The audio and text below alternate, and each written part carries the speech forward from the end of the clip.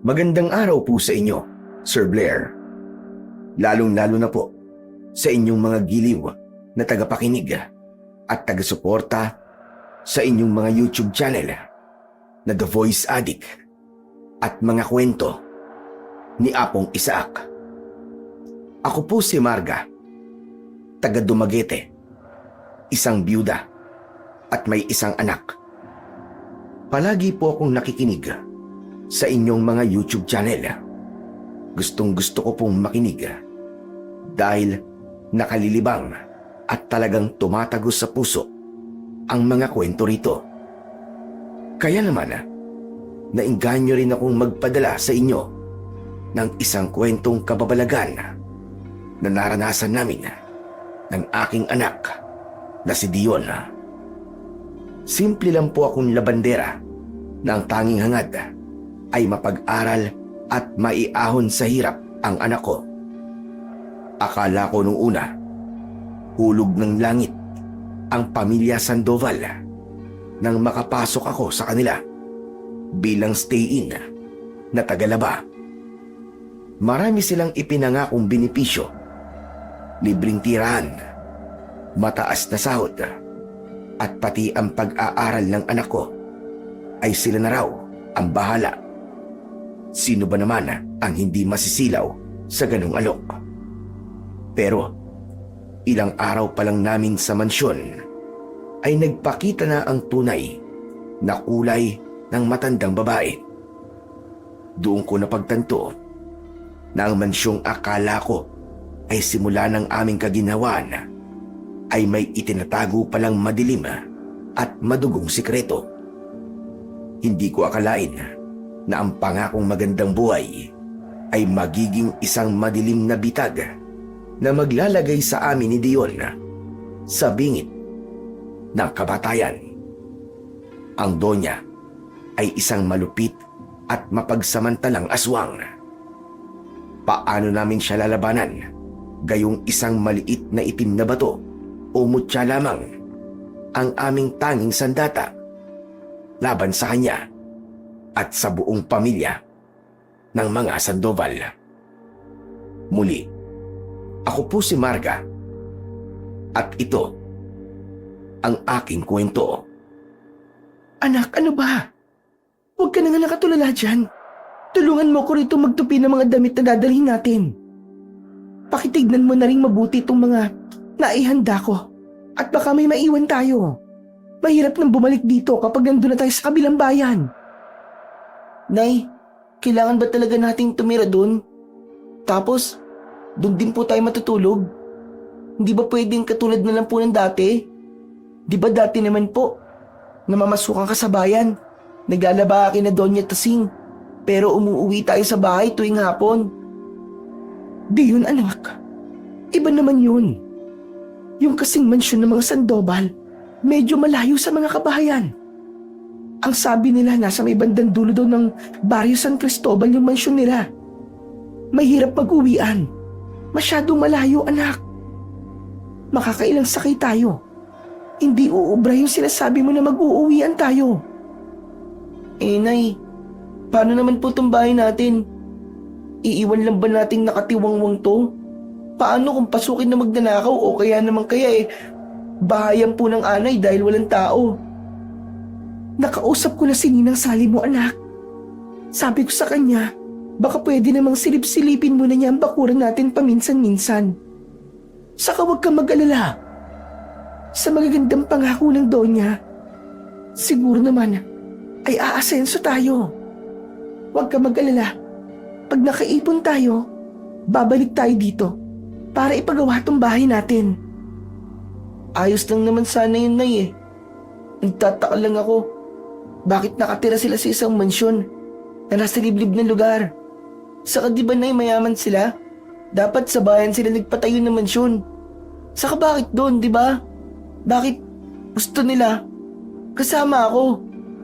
Hindi ba pwedeng dito na lang po ako, Nay? Magpaiwan na lang ako dito? Anak naman, stay in kasi ako doon eh. At ang usapan namin pati ikaw ay doon na rin titira bilang paghahanda sa pasukan. Kailangan mo daw masanay sa lugar nila Para kapag nag-aaral ka na, hindi ka naman ibago. Anak, libre lahat doon. May pagkain tayo, may magandang tirahan. Sa kapag aaralin ka sa isang pribadong paaralan. Ayoko naman sa private na eh. Puro English salita dun eh. Mas gusto ko po dito, sanay ako dito, Nay. Ayaw mo mag-aral sa magandang school?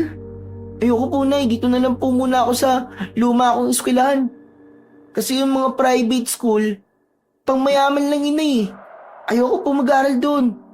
Tsak na hindi ako magiging masaya dahil magiging katuwaan lang ako ng mga bully kapag nalaman nila na hindi naman tayo mayaman. Anak, hindi naman siguro lahat ay ganon.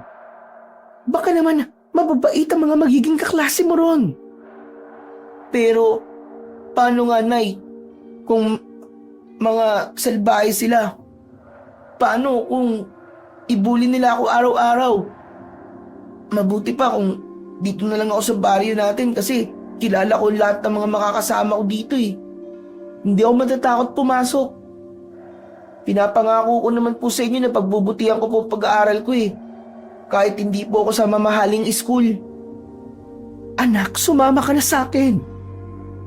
Kailangan kong trabahong to para sa'yo. Kung naglalabada lang ako at walang permanenteng pasok ng trabaho, hindi kita mapag-aaral, anak. Sapat lang ang kitang yun sa pagkain natin. Ni wala kang maayos na uniforme. Kaya pakiusap, anak. Huwag ka nang kumontra. Saka hindi naman kita pwedeng iwanan dito mag-isa. Masyado ka pang bata. Abay, sino mag-aasikaso sa'yo? Sige nga. Kung hindi ka sasama, hindi ka makakapag-aral sa susunod na pasukan. Hindi nakaimik si Dion. Napayuko na lang siya habang mahigpit na nakahawak sa gilid ng maleta. Alam kong masakit ang bawat salitang binitiwan ko. Bawat katotohanang ipinamukha ko sa kanya. Pero kailangan niyang malunok ang mapait na realidad. Mahirap maging mahirap, pero mas mahirap ang maging mangmang at walang pangarap. Huminga ko ng malalim at ipinagpatuloy ang pag-iimpake. Sa isip ko, paulit-ulit kong binabalikan ang bawat salitang binibitiwan ni Doña Esmeralda. Kapag tinanggap ko ang trabaho, bukod sa libreng tirahan, bibigyan din niya ako ng allowance para sa aming pangangailangan at sahod na mas mataas pa sa kinikita ng mga clerk sa bayan. Ngunit ang pinaka-importante sa lahat, nangako siyang pag-aaralin ang aking anak sa isang pribadong paaralan. Kaya naman, hindi ko na ito pinalagpas. Naniniwala akong hulog ng langit ang pagkakataong ito. Ang makapasok bilang isang stay-in na labandera sa isang milyonaryang pamilya. Para sa kinabukasan ni Dion, handa kong lisanin ang aming munting dampa kapalit ng pangakong ginhawa sa mansyon ng mga Sandoval. Anak, ang ibig ko lang naman sabihin sa'yo ay sayang ang pagkakataong ito kung palalampasin pa natin. Makakapag-aral ka at magtatagumpay ka sa buhay. Ayaw mo ba noon? Matagumpay po. Pero Nay, ang dami ko pong naririnig na mga kwento tungkol sa pamilya na yan eh. Malupit daw po sila eh. Kaya po wala nagtatagal ng mga katulong. Ba kung ano po ang gawin nila sa atin, Nay eh. Yan. O diba? Lumabas din ang totoong dahilan kung bakit ayaw mong pumunta doon. Nakikipagchismisan ka. Ikaw ha, napakabata mo pa para sumagap ng kung ano-anong chismis. Pero paano, Nay, kung totoo? Paano kung hindi po chismis yun? Kahit totoo o hindi, wala na tayong ibang pagpipilian, anak. Ito na lang ang paraan para makaahon tayo. Gusto kong makapagtapos ka, anak. Gusto kong makaalis tayo sa hirap na to. Kaya kahit anong hirap ng trabaho, kahit anong sungit nila, titiisin ko yung para sa'yo. Kaya sana, anak, suportahan mo naman ang nanay. Pero Nay, wala nang pero-pero. Sige na, ayusin mo na yung mga gamit. Aalis tayo bukas sa madaling araw, bago pa sumikat ang araw. Madaling araw? Bakit naman po? Para hindi tayo abutan ng traffic at para maaga tayo makapag-ayos ng gamit doon. Sige na, bilisan mo na riyan. Matapos ang usapang yon, wala nang nagawa si Dion kundi ang tumahimik at ilagay ang mga huling piraso ng gamit sa lumang maleta.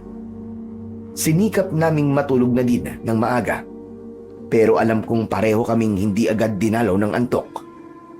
Nakahiga lang kami sa papag habang nag-iisip kung ano ang mangyayari bukas. Pero makaraan ng ilang oras, nakatulog na din kami ng maayos. 3:00 pa lang ng madaling araw ay bumangon na kami para magbihis. Maya-maya pa ay dumating na ang tricycle na inarkila ko kahapon para ihatid kami sa sakay ng jeep. Tahimik lang kaming nagbiyahe nang makasakay sa terminal. Nakatingin lang si Dion sa labas ng bintana habang unti-unting pumuputok ang liwanag ng araw. Pagdating sa bayan, muli kaming sumakay ng isa pang tricycle. Ito na ang huling biyahe namin patungo sa liblib na baryo ng San Cristobal. Halos mag-aalas 6 na ng umaga nang makapasok kami sa boundary ng nasabing baryo. Habang papalapit kami sa kalyeng patungo sa bahay ng mga Sandoval, bigla na lang itinigil ng driver ang tricycle niya sa bukana ng kalye. Nagtaka ko at pilit siyang pinakiusapan na ihatid kami sa mismong tapat ng mansyon dahil mabigat ang mga dala namin. Pero ayaw ng driver. Halos makipag-away pa nga ako sa kanya dahil binayaran ko naman siya ng tama. Pero paulit-ulit lang siyang tumatanggi at halata sa mukha niya ang pagmamadali na makaalis. Sabi niya hanggang doon na lang daw ang kaya niya at hindi siya papasok sa kalyeng yon kahit dagdagan ko pa daw ang bayad. Wala kaming nagawa kundi ang bumaba. Mabilis na humarurot pabalik ang tricycle na parang may kung anong kinatatakutan. Kaya naiwan kaming mag-ina sa gilid ng kalsada. Bitbit ang aming mga gamit. Nagsimula na kaming maglakad patungo sa dulo ng kalyeng yon kung saan naroon ang malaking mansyon ng pamilya sa Doval. Dion, ayusin mo ang pagkakahawak niyan sa maleta natin ha. Alam mo namang medyo bumibigay na ang hawakan niyan. Saka yung zipper. Baka kumalat ang mga gamit natin dito sa daan at magpulot pa tayo. Kaya nga Nay medyo malayo-layo pa yata yung mansyon. Kung bakit ba naman kasi napakaswerte natin doon sa siraulong driver na yun. Talagang dito pa tayo binaba. Pambihira talagang buhay to. Kaya nga hayaan mo na. Wala na, tapos na. Naibaba na tayo. Nay, bakit kaya? Anong bakit kaya? Bakit ayaw niya tayong iatid sa mismong tapat ng mansyon? Alam niyo, napansin ko kanina na para siyang may kinatatakutan, Nay. Takot? Sos, ang sabihin mo, magulang lang talaga ang driver na yon. Sa katamad. Ganyan naman ang karamihan sa kanila Siguro, nung makita niyang hindi sementado ang daan at baku-baku pa, biglang umayaw. Ganyan talaga ang mga yan. Kapag nakuha ng bayad, wala na silang pakialam sa mga pasahero nila. Pero Nay, hindi. Iba po kasi yung tingin niya sa akin bago tayo bumaba. Para bang naaawa siya na natatakot na ewan. At tignan niyo naman tong paligid natin, Nay, bakit ganito? 6:00 na ng umaga pero madilim pa rin dito sa kalyeng to. Tapos wala man lang tayong makitang ibang tao o kahit isang asong gala na tumatahol. Saka tignan niyo yung mga puno Para bang pinapanood nila tayo. Hay nako Dion, pwede ba? Tigilan mo na nga yung pagiging masyadong malikot ang imahinasyon mo. Maraming puno rito. Natural. na medyo madilim dahil hindi nasisikatan ng araw ang lupa. Huwag mo nang bigyan ng kung ano-anong kahulugan ng nangyari. Pero kanina pa po kasi ako kinikilabutan, Nay eh. Huwag na po kaya tayong tumuloy. Umatras na po tayo, Nay. Kahit maglakad na lang po tayo pabalik dun sa pinakabaryo, okay lang po sa akin yun. Huwag lang po tayong pumasok sa mansyon na yun, Nay. Para kasing may masamang mangyayari sa atin dun, Nay eh. Manahimik ka nga. Kung uuwi pa tayo, anong gagawin natin sa bahay? Eh di nga. Kakain ng alikabok. Ikaw na bata ka, ha? Hindi tayo bumiyahe ng ganito kalayo para lang bumalik dahil yan sa pakiramdam mo. Isipin mo ang pag-aaral mo. Ang kinabukasan mo. Isipin mo yung pagkakataon na makatira tayo sa maayos na bahay. Konting tiis lang, anak. Malapit na tayo. Nay, seryoso po ako. Kung talagang mabubuting tao po sila, bakit pati po yung driver ayaw lumapit dito? Nay, paano? Kung hindi po tao, yung pagsisilbihan natin. Yung kasi ang sinabi ni Aling Marites eh. Tumigil ka nga. Nakakaya kapag narinig ng mga amo natin yan. Ang pamilya Sandoval ay mayamang pamilya na gusto lang ng katahimikan. Kaya sila nagtayo ng bahay sa liblib na lugar para malayo sa mga tsismosa at pakialamerang tulad ni Marites.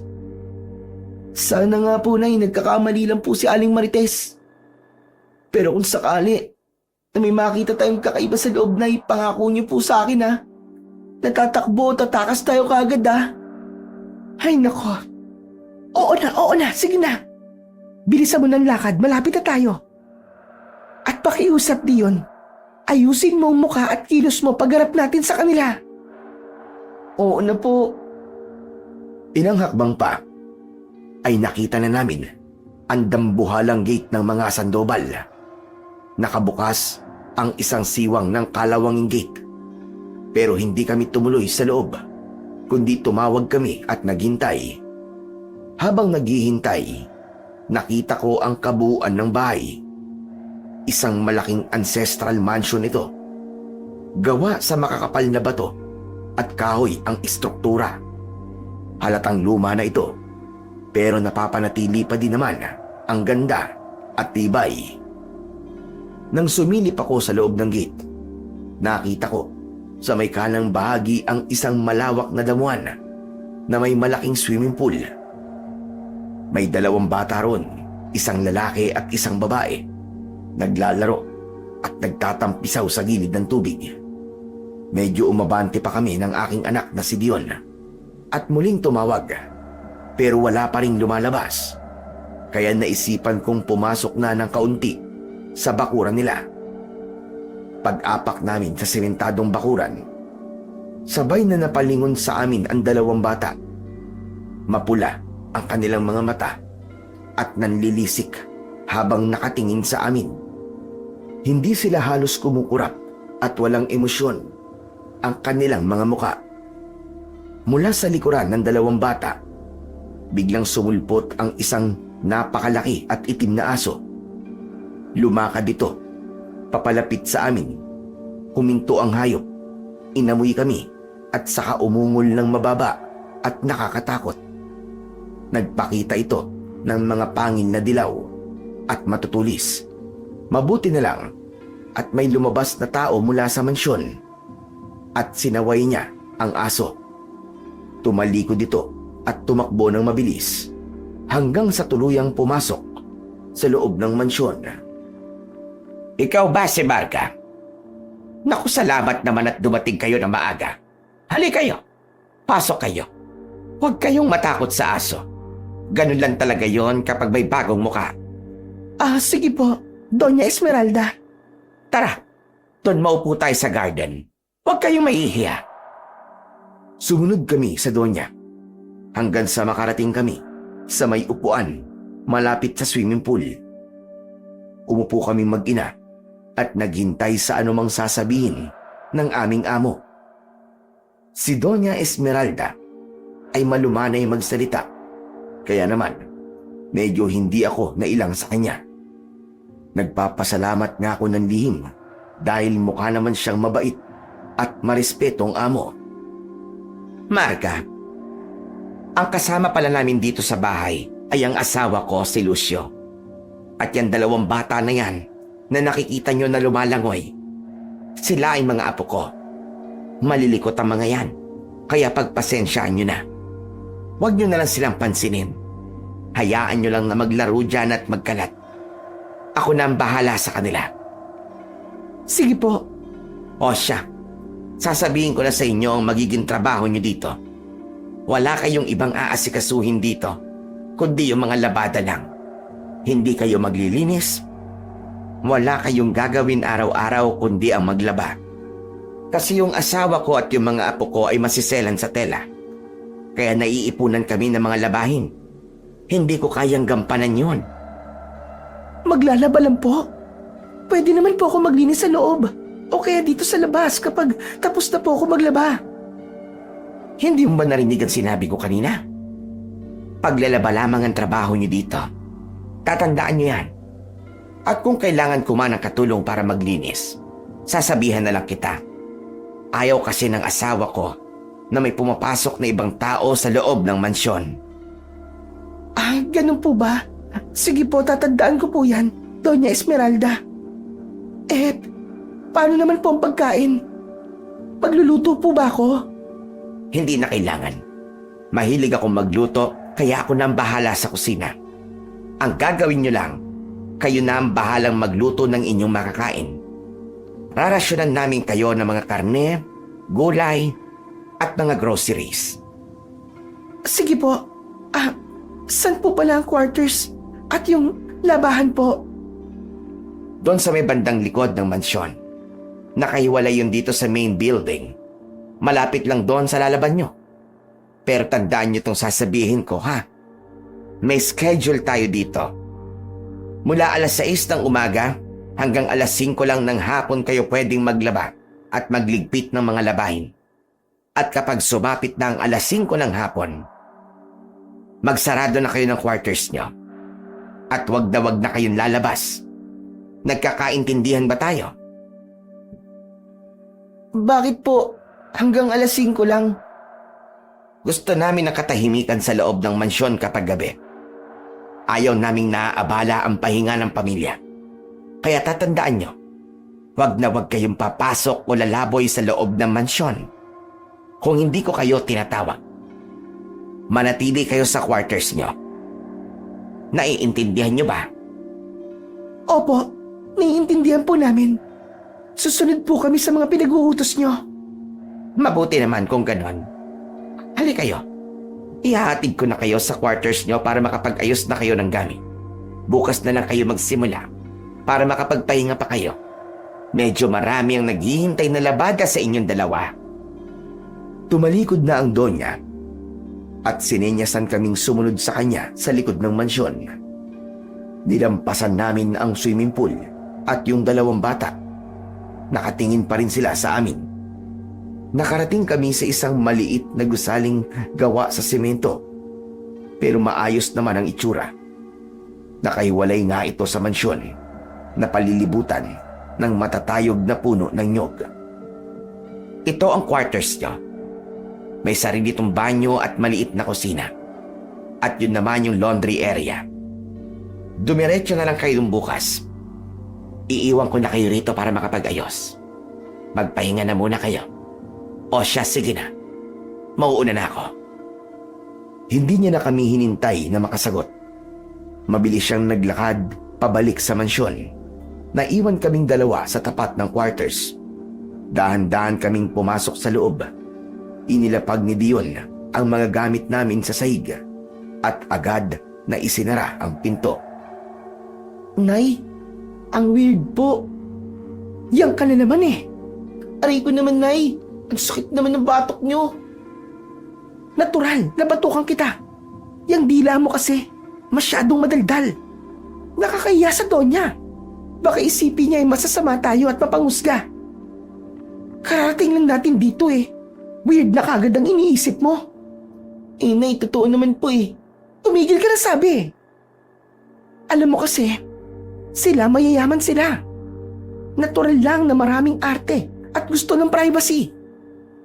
Huwag ka na mag-isip ng kung ano-ano tungkol sa kanila. Kasi masama yun.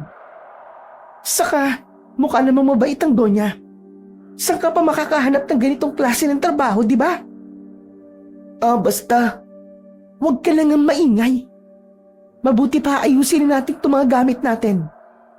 Tignan mo ang kama, kung malambot. Mukhang malambot nga, Nay. Pero amoy alikabok tong bahay. Mabuti pa, linisan na lang po muna nating mabuti. Dahil sa sinabi ng anak ko, kinuha ko ang ilang dala kong basahan at nagsimulang magpunas ng mga bintana, lamesa at ilang mga kasangkapang naroon. Si Dion naman ay kumuha ng walis tingting para walisin naman ang likod ng mga pinto at ang kisame na puno na ng mga agiw. Habang pinupunasan ko ang ibabaw ng lumang kabinet, may naramdaman ang daliri ko na isang piraso ng papel na nakasipit sa pagitan ng pader at ng likuran ng kabinet. Inakala ko nung una na basura lang ito, pero nang mahila ko ay isa pala itong lumang litrato. Pinagmasdan ko tong mabuti. Isang napakagandang babae ang nasa larawan. Matangos ang ilong niya at maitim ang kanyang buhok na nakalaylay sa kanyang balikat. Pero ang naging kapansin-pansin ay ang kanyang mga mata. Kahit sa litrato lang, parang may kung anong lungkot sa likod ng kanyang mga ngiti. Hindi ko alam kung bakit bigla kong kinabahan habang tinititigan ang babaeng yon. Mukha siyang masaya sa litrato habang nakatayo sa tapat ng mismong mansyong pinagtatrabahuhan namin ngayon. Pero habang pinagmamasdan ko ang kanyang isang kamay na nakahawak sa kanyang tiyan, napansin ko rin ang sugat sa gilid ng kanyang braso. Pahaba ito at tila nakalmot ng isang hayop na may matatalas na kuko. Ang isang kamay naman niya ay may hawak na isang mahabang itak. Agad ko itong itinago sa bulsa ng duster ko. Ayoko tong makita ng anak ko dahil ayokong madagdagan pa ang takot sa isip niya dahil tiyak na maliligalig na naman siya at di matatahimik. Ilang sandali pa ay muling bumalik ang Donya at sinabi na puntahan daw namin ang mga pagkain para sa amin na naroon sa harap ng mansyon at pagtulungan na lang naming buhatin papunta sa aming quarters. Umalis din agad ang matanda pagkasabi nun. Dion anak, halika na rito. Kunin na natin yung mga pagkain sinabi ng Donya. Akala ko ba ihahatid na sa atin mismo yung rasyon? Ano ka ba anak? Hindi ka boss para hatiran ng pagkain. Huwag ka na nga magreklamo dyan. Malay mo marami yun. Kaya nagpapatulong ang Donya. Hindi niya kayang buhatin yun kaya tinawag tayo. Naglakad kami pabalik sa harap ng mansyon. Pagdating namin sa balkon, nakapatong sa isang mahabang lamesang kahoy ang dalawang malalaking basket at isang bakal na kaldero. Wala ang Donya sa paligid. Wow! Ang dami nga nito, Nay. Puro nga mga dilata. Tapos may bigas. Tapos may prutas pa. Ayos naman pala sila eh. Ang dami talaga nito. At saka, mukhang mga imported tong mga dilata. Hindi to yung tulad ng panindang dilata na inilala ko sa sari-sari store. Parang masasarap lahat. Sabi ko naman sa'yo, di ba? Hindi tayo magugutom dito. Sigurado nang kakainin natin araw-araw. Kaya magpasalamat ka. Sige na, tara na. At bilisan na natin. Madami pa tayong aayusin at lilinisin sa quarters. Sige na anak. Yang kaldero na lang muna ang buhatin mo at ako na tong mga basket. Babalikan ko na lang mamaya tong isa pa. Sige po, Nay. Binuhat ni Dion ang kaldero. Hindi pa siya nakakadalawang hakbang ay bigla siyang huminto. Inilapit niya ang ilong sa takip. Nay, ano ba itong niluto ng Donya? Ang lansa naman po ng amoy. Malansa? Baka naman isda. Akin na nga, aamuin ko. Inilapit ko din ang ilong ko sa kaldero. Tama nga si Dion. Amoy malansa ito. Nandi ako makontento. Dahan-dahan kong inangat ang takip ng kaldero. Sumilip ako. Sa loob ay may malalaking hiwa ng karne na nakalubog sa mapulang sabaw. Walang gulay o kahit na anong ibang sahog. Purong karne lang at namumuong mapulang likido. Naisip ko ay ibang bersyon ng dinuguan ito na hindi pa gaanong naluto. Kahit ako mismo ay muntik ng maduwal sa amoy. Karne ata ito ng baka, anak. Karne ng baka, Nay. Eh bakit kaya hilaw pa na ibinigay sa atin? Saka mukhang di na po sariwa. Hindi naman siguro talagang hilaw.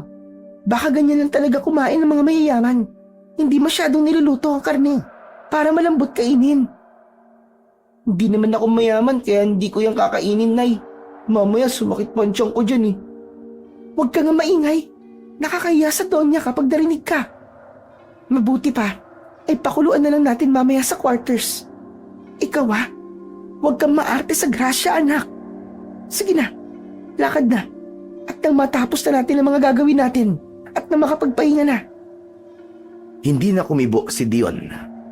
Pero halata sa mukha niya ang matinding pagkadismaya at minsang napapasimangot kapag nalalanghap ang amoy ng kaldero. Naglakad na kami pabalik sa quarters.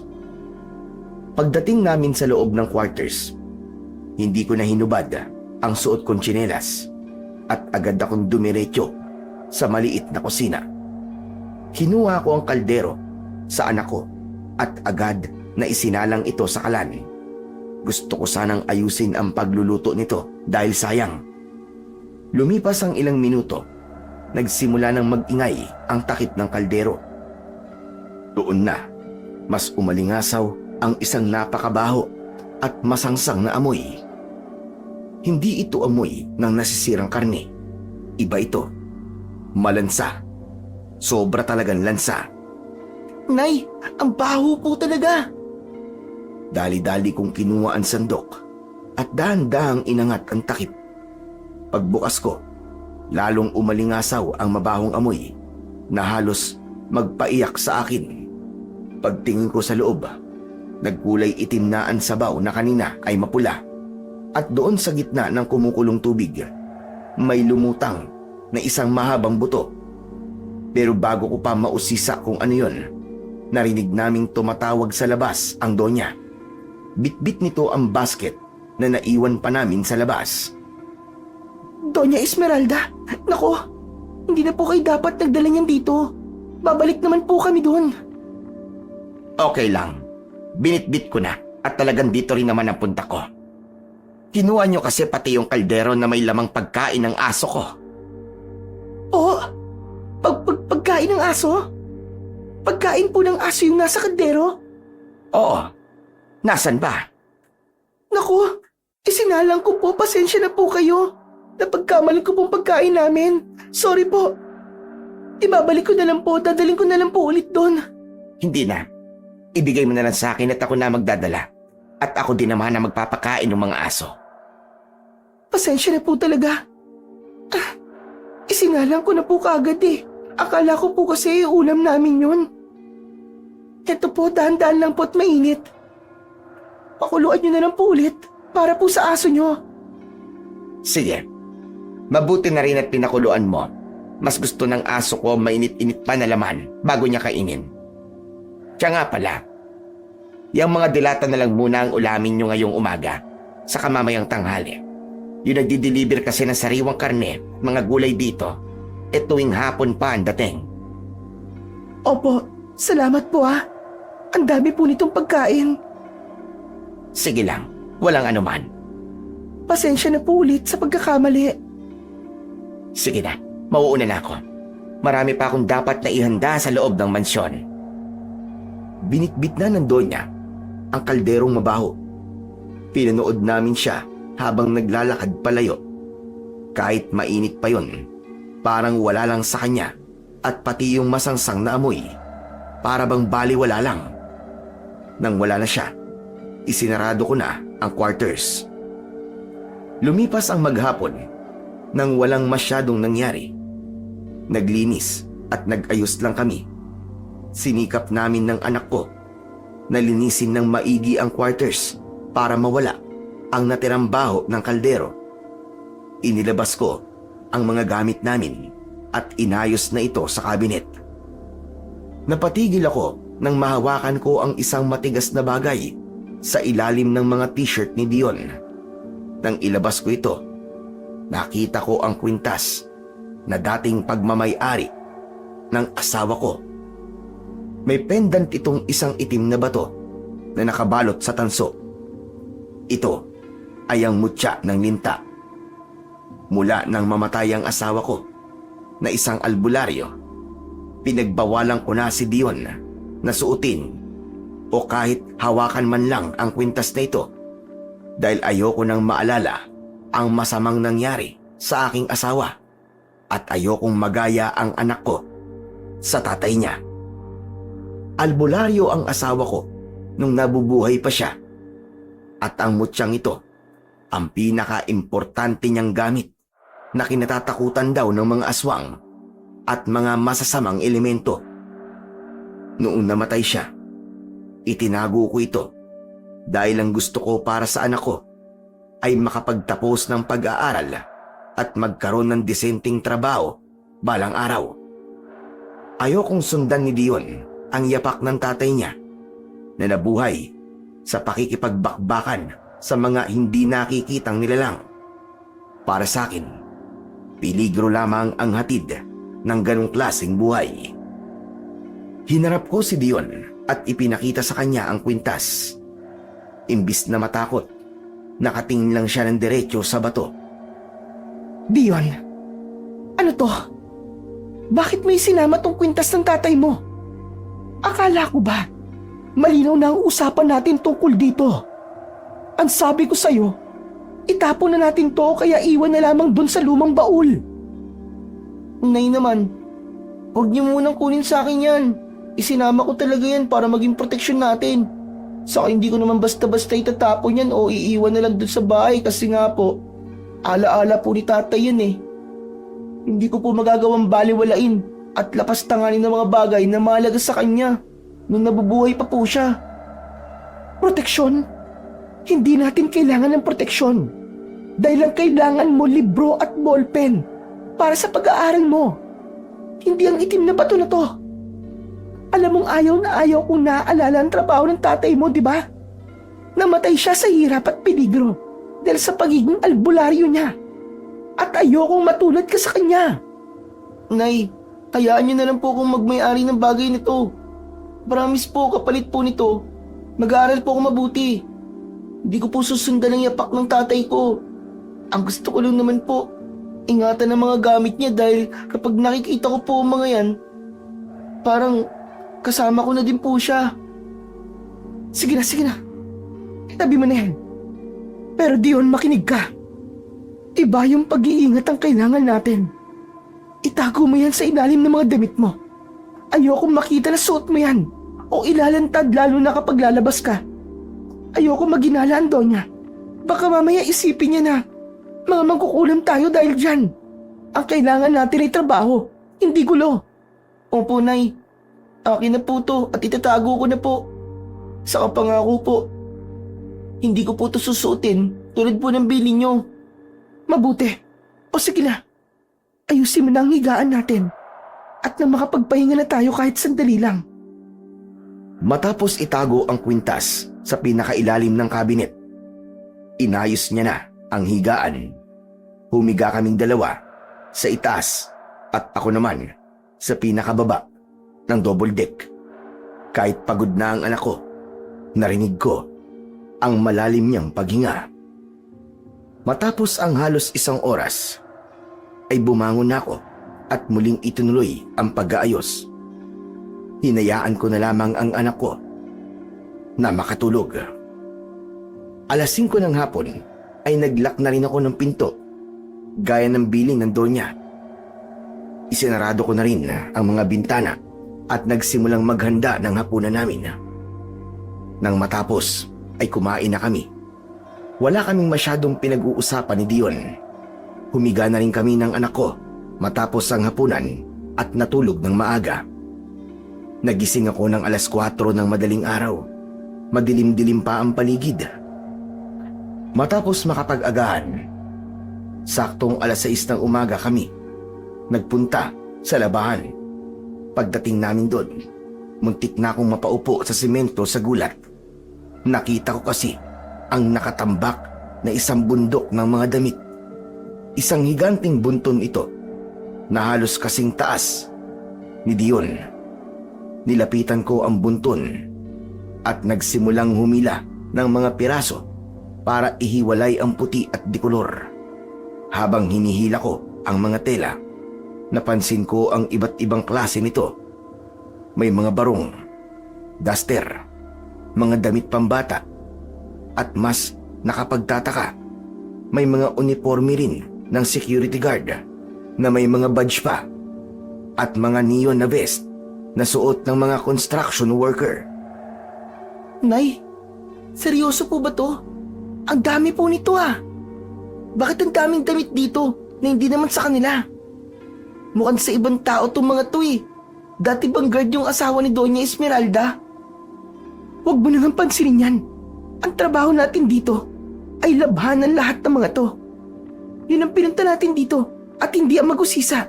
Sige na, punuin mo ni washing machine at isunod mo nilagyan tong mga batya dahil kukusutin ko to may mga mansya.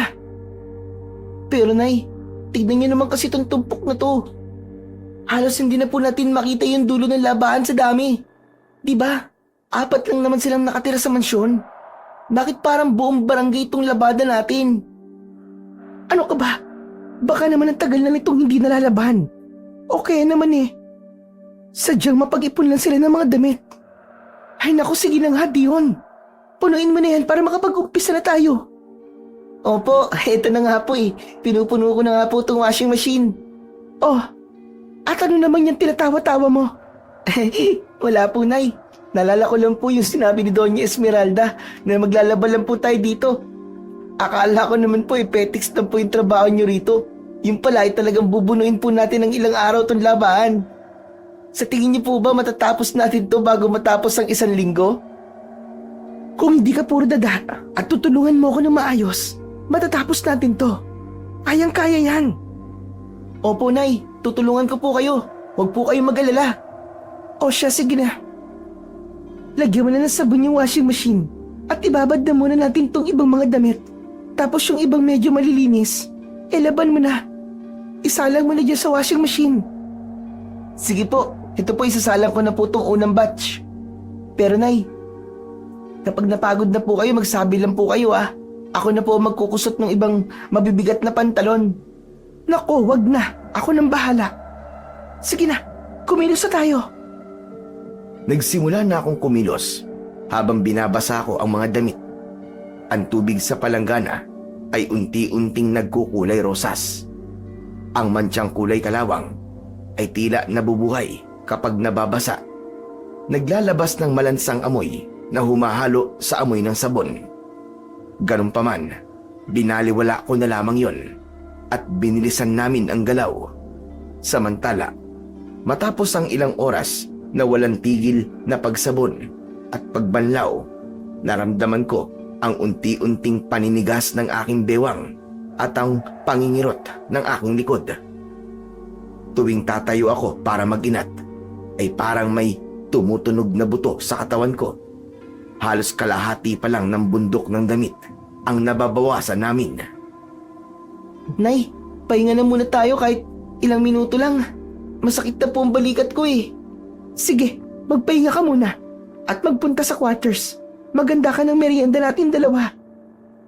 Eksaktong paglabas ng anak ko para sundin ang aking utos, narinig ko ang mga yabag na papasok. Si Doña Esmeralda ang pumasok. Marahan siyang lumapit sa akin. Ang kanyang mga mata ay dumako sa mga natapos na naming mga labahin. Kumusta ang trabaho, Marga? Nakita ko, marami-rami na rin kayong natatapos. Opo, Donya. Pero marami pa po kaming lalaban eh. Medyo marami pala talaga tong naipon nyo. Pero wag po kayong mag-alala. Kakayanin naman po naming tapusin siguro ang mga to hanggang bukas. Hindi niyo naman kailangan magmadali. Ang kailangan ay trabahong pulido. Marga, ayusin mo ang pagkukuskos at ayoko na may naiiwang mga mantsa. Lalo na yung mga damit na pambata. Pakilinisan mo ng maigi. Gusto ko ay maging amoy malinis ang mga yan. Opo, sisiguraduhin ko po matatanggalan lahat. Pati na po yung mga nanigas naman siya. Mabuti naman. O sige na, iiwan na kita. Tinalikuran na ako ng Donya at naglakad na siya palabas ng labahan. Pagdating ng anak ko, nagmerienda na kaming dalawa at saka muling ipinagpatuloy ang paglalaba. Ngunit habang nagkukusot ako, napansin kong may kakaiba sa anak ko. Malikot ang kanyang mga mata at para bang tuliro. Tinanong ko siya kung okay lang ba siya, pero ang sabi naman niya pagod lang siya. Kaya naman nagdesisyon akong di na muna tapusin ang ibang labahin. Binanlawan na lang namin ang lahat ng natapos at saka ito isinampay sa likod ng bahay. Pagdating ng hapon, dahil sa tindi ng sikat ng araw at sa tulong ng hangin, mabilis na natuyo ang mga damit. Maingat naming tiniklop ito ni Dion. Pinagbukod-bukod namin ang damit ng mga matatanda at yung pambata. Pagkatapos ay isinilansan namin sa dalawang malaking basket na yari sa ratan. Dion, dito ka na lang muna. Ako na maghahatid dito sa loob. Sige po, Nay. Pero tutulungan ko na po kayong dalhin to sa harap po ng mansyon. Sumang-ayon ako sa anak ko.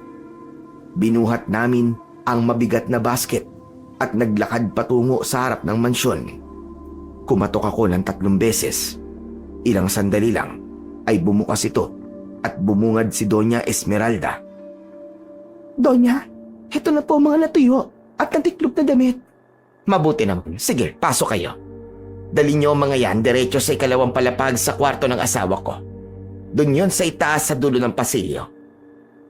Pumasok ako sa loob ng mansyon at naiwan ang anak ko sa labas ng pinto. Pag-apa ko pa lang sa loob, napansin ko na agad yung mga makakapal na kortinang may telang velvet na kulay itim. Ito ang nagbibigay dilim sa loob ng mansyon. Nanuot din sa ilong ko ang amoy ng insenso na hinaluan ng kung anong kemikal. Dahan-dahan akong umakyat sa malapad na hagdan. Pagdating ko sa itaas, tinahak ko ang pahabang pasilyo. Sa mga dingding ay nakasabit ang mga dambuhalang portrait ng iba't ibang tao. Nangilabot ako ng kaunti dahil pakiramdam ko ay sinusundan ako ng tingin ng mga ito habang ako ay naglalakad. Hanggang sa makarating ako sa dulo at dahan-dahang itinulak ang pintong itinuro ng Donya. Pagpasok ko sa loob, may nakita akong malaking kabinet na salamin na may ilaw sa loob. Parang isang museo, pero imbis na mga mamahaling antik o mamahaling collector items ang nakalagay, ay puro damit ang nakasabit doon. Malilinis, planchado at maayos na nakadisplay. Lumapit ako sa kabinet at tinitigan ang ilang gamit na naroon. Sino ka? Sino ka? Naku, patawad po. Hindi ko po sinasadyang magulat. Halos mapatalon ako sa gulat at lumingon. Mula sa kung saang sulok, dahan-dahang lumitaw ang isang lalaking nakasakay sa wheelchair. Ito siguro yung si Don Lucio. Nagulat ako dahil hindi siya matanda na tulad ni Doña Esmeralda. Mukhang nasa 40 anyos pa lamang siya. Matikas ang pangangatawan sa itaas na bahagi, pero ang mga binti ay tila tuyot at walang buhay. Isa siyang lumpo. Ako nga ito. Pasensya na po talaga, Don Lucio. Pero si Doña Esmeralda po nagpakit sa akin dito para ihatid po itong mga damit na nilaban ko. Ako po si Marga, ang labandera. Marga, ikaw yung bagong labandera namin. Pero bakit ka nagtatagal sa kwarto na to? Gayong ang utos sa'yo ay ihatid lang ang mga damit dito. Binubusisi mo ang kwarto ko eh. Sige na, ilapag mo na yan at lumabas ka na ngayon din. Sorry po. Nagandahan lang po ako sa pagkaka-display. Hindi ko po alam na bawal tignan. Ito po ilalapag ko na lang po rito sa sahig, sa tabi po ng mesa nyo. Sandali. Sigurado ka bang malinis sa mga yan? Ayoko na may natitirang amoy o kung anuman sa mga damit na yan. Oo po. Malinis po ang mga yan. Bakit nanginginig ang boses mo? Natatakot ka ba sa akin? Hindi naman po, Don Lucio. Ano lang po, medyo kinakabahan lang po ng konti. Huwag kang matakot. Pasensya ka na kung may mga nasabi ako. Wala po yun. Karapatan niyo naman po magtanong eh. Pero, curious lang po ko. Saan po galing ang mga damit na yan? Saka bakit po dinidisplay ng ganyan? Ang ganda po ng pinagawa niyong lagayan ng mga lumang damit. Koleksyon ng mga yan. Pero wag mo nang tanungin kung bakit nangungulekta ang donya ng mga ganyang gamit. Sige na, makakalabas ka na. Napayuko ako sa sinabing yon. Nang doon, alam kong mali na mag-usisa. Pero hindi ko lang naman napigilan ang sarili ko. Pagkalapag ko ng mga basket, naglakad na ako palabas ng kwarto. Pero bago ko maisarang muli ang pintuan, napasulyap ako sa pinakagitna ng kabinet. Nakita ko doon yung damit ng babaeng nasa larawan. Agad ko nang isinarado ang pinto at mabilis na naglakad sa pasilyo hanggang sa makababa ng hagdan. Lumabas ako ng mansyon at agad kong hinila si Dion pabalik sa aming kwarto. Habang nagpapahinga ko, tumatakbo ang isip ko. Hindi ako makapaniwala na yung asawa ng Donya ay di hamak na mas bata ng halos 20 taon sa kanya. Nay, anong nangyari? Bakit po namumutla kayo? Wala. Napagod lang ako. Kailangan ko na magpahinga. Sigurado po ba kayo? Oo nga, ayos lang ako anak. Huwag mo na akong alalahanin. Sige po. Magsasara na nga lang po ako ng mga bintana at pinto para hindi tayo malagot sa Donya. Mabuti pa nga anak. Sige na, gawin mo na. At ako may higa muna. Masakit talaga mga kasukasuan at buto-buto ko. Ganito yata talaga kapag tumatanda na. Naglakad na si Dion palapit sa mga bintana. Agad niyang isinarado ang mga ito at inilak. Gayun din ang pinto. Ilang sandali pa ay sumapit na ang gabi. Maagang nagpahinga ang anak ko. Ako naman ay nakahiga na rin. Pero nanatiling dilat ang aking mga mata. Hindi maalis sa isip ko yung mga damit na nakita ko sa kwarto ni Don Lucio. Tapos ay inilabas ko ang larawan na napulot ko. Kamukhang kamukha talaga nito yung isang damit na nakadisplay sa pinakagitna. Nang matapos ay muli ko itong itinago sa ilalim ng aking unan. Mag-aalauna na ng madaling araw. May biglang bumasag sa katahimikan. Isang malakas na sigaw ng isang bata o binatilyong lalaki ang aking narinig. Napabangon ako sa higaan at nakiramdam. Hindi ko pa naririnig ang boses ng mga apo ni Donya.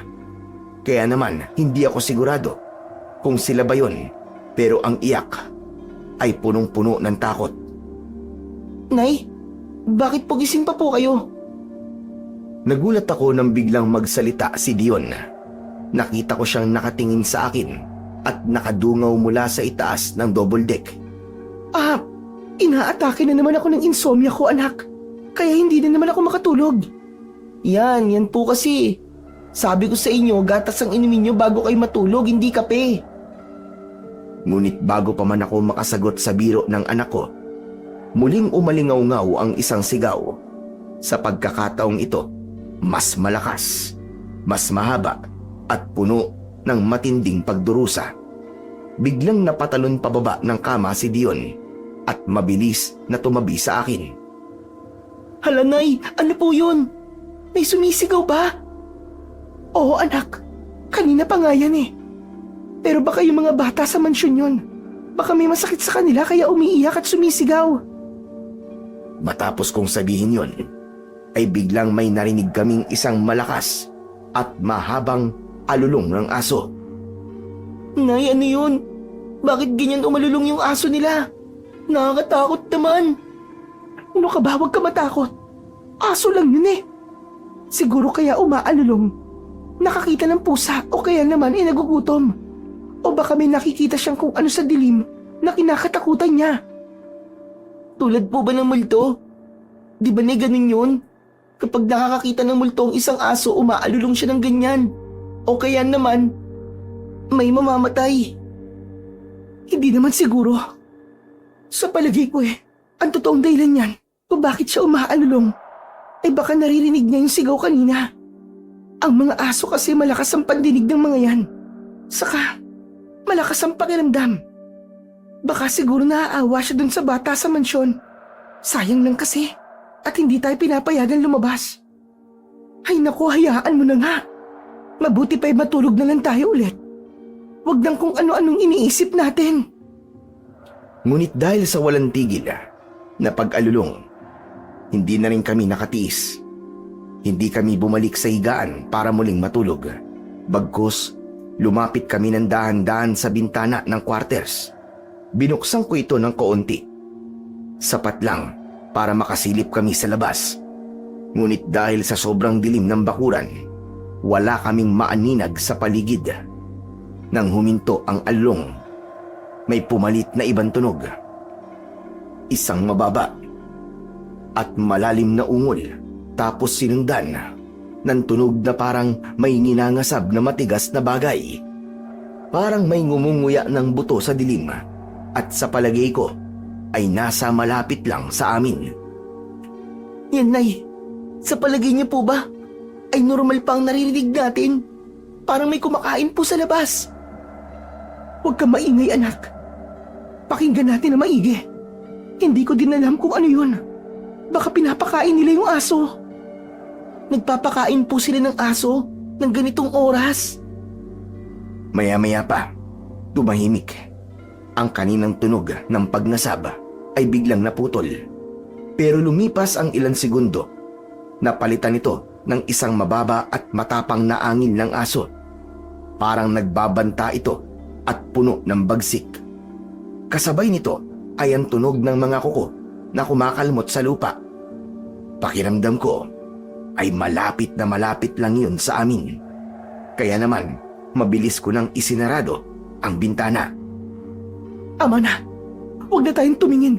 Matulog na tayo, Dion. Matulog? Sa palagay niyo po ba makakatulog tayo ng ganun-ganun lang? Matapos nating marinig ang mga kakaibang tunog na yun, Nay. Diyos ko, ano po ba talaga ang nangyayari? Sabi nang tumigil ka na eh. Humiga ka na rito sa tabi ko, dalian mo. Magdasal na lang tayo para hindi tayo nakakarinig ng kung ano-ano. Walang nagawa si Dion kundi ang sumunod. Naiga siya sa tabi ko at pinilit naming makatulog. Pagsapit ng umaga, parang walang nangyari sa paligid. Maaliwalas ang sikat ng araw at tahimik ang bakuran ng mansyon. Pero bago pa kami lumabas ng quarters para maglaba, maigpit kong hinawakan ang balikat ni Dion. Anak, wag na wag mong babanggitin sa Donya tungkol sa narinig natin, ha? Magkunwari na lang tayong walang narinig. Bakit, Nay? Bakit kailangan maglihim tayo? Hindi ba't mas magandang malaman nila to para makapagtanong tayo kung ano ba talaga ang nangyari? Wag na, anak. Kung ano man ang ginagawa nila, hayaan na lang natin.